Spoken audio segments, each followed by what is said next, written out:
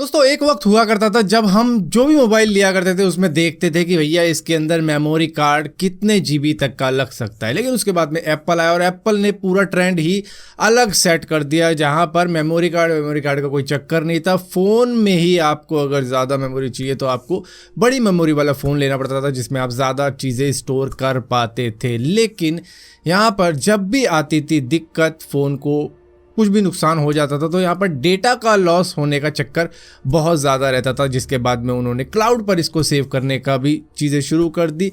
लेकिन यहाँ पर वो हमेशा अपनी कंपनी की एक बहुत मजबूत चीज़ लेके चलते थे जो थी यूज़र की प्राइवेसी। उसकी प्राइवेसी को कुछ भी नहीं होगा, उसका डेटा बहुत ही प्राइवेटली सिक्योर्ड रहेगा। लेकिन यहाँ पर 2016 के वक्त में एक महिला के साथ में कुछ ऐसा हुआ था जो कि नहीं होना चाहिए था। दरअसल यूनिवर्सिटी ऑफ ओरेगोन की एक स्टूडेंट थी जिनका आईफोन खराब हो चुका था 2016 के वक्त में। बहुत पुरानी बात है लेकिन केस अब जाके सॉल्व हुआ है, इसीलिए बता रहा हूँ। सो यहाँ पर 2016 के वक्त में इनका आईफोन खराब हुआ, जिसके बाद में ये गई एप्पल के सर्विस सेंटर में और वो सर्विस सेंटर में इनका मोबाइल ठीक भी हो गया।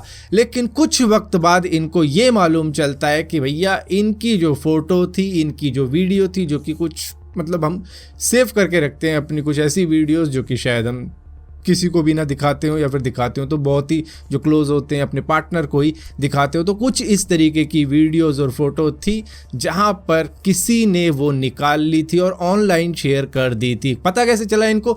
दरअसल इनके फेसबुक अकाउंट का ही यूज़ किया गया था उन फोटो को इधर से उधर सेंड करने के लिए। तो यहाँ पर जिसके पास में ये फ़ोटो सेंड की गई थी या फिर वीडियो सेंड की गई थी उसके थ्रू पता लगा था कि ये एप्पल के ही जो सर्विस सेंटर में काम करता था वही टेक्नीशियन था जिसने इनकी वीडियोस और फोटो निकाल ली थी और उसके बाद में ऑनलाइन भी शेयर कर दी थी कुछ जो वेबसाइट वगैरह होती हैं उनके ऊपर। तो यहाँ पर हो चुका था बहुत बड़ा प्राइवेसी लैप्स एप्पल की तरफ से। हालांकि एप्पल की गलती इसमें कहीं नहीं जा सकती, लेकिन कहीं भी जा सकती है, आप डिसाइड करो होगी क्या नहीं होगी। दरअसल इन्होंने कॉन्ट्रैक्ट दिए हुए हैं बाहर की कंपनियों को एप्पल को रिपेयर करने के लिए, जो भी प्रोडक्ट होते हैं एप्पल के उसके लिए। तो उस वक्त में भी वही सारी चीज़ें थी। तो यहाँ पर 2 टेक्नीशियंस को फायर किया गया जो कि कॉन्ट्रैक्ट बेस पे लगे हुए थे काम करने में, एप्पल के प्रोडक्ट्स को रिपेयर करने में, जहाँ पर इनका भी आईफोन उन्होंने ही रिपेयर किया था और ये सारा कांड वो कर चुके थे। खैर वो तो अरेस्ट हो ही गए थे, फायर क्या होना था, उनको अरेस्ट ही होना था। दरअसल यहाँ पर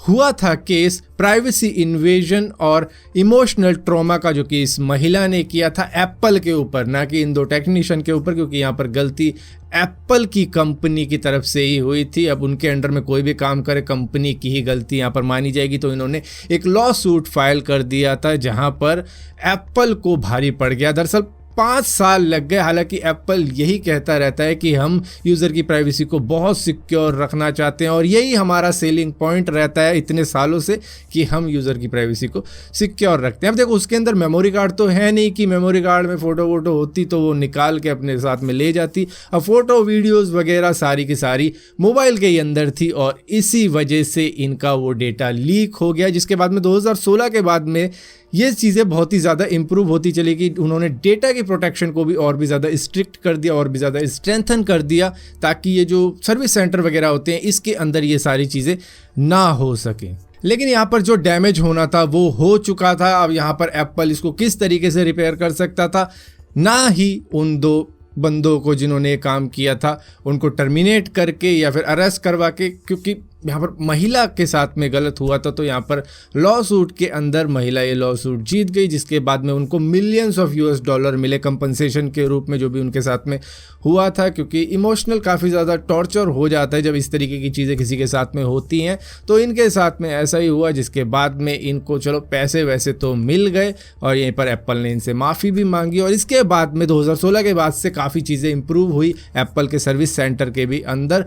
और यहाँ पर महिला की आइडेंटिटी खैर छुपाई गई, अभी भी छुपाई गई है। इसी वजह से आपको पता नहीं लगा कि महिला कौन थी और ना ही उनकी कुछ चीज़ें पता लग पाई। हाँ, लेकिन ये एक चीज़ पता लग गई कि यहाँ पर ये जो केस हुआ था वो जीत गई और उनकी प्राइवेसी को यहाँ तक तो छुपाया गया, लेकिन ऑनलाइन डिस्क्लोज कर चुके थे वो 2 टेक्नीशियन। लेकिन फिर भी जितना हो सका एप्पल ने उनको रिमूव करवाने की कोशिश करी और कहा तो यही जाता है कि इंटरनेट पे एक बार जो फोटो आ गई, वीडियो आ गई, वो फिर जाती कहीं नहीं है।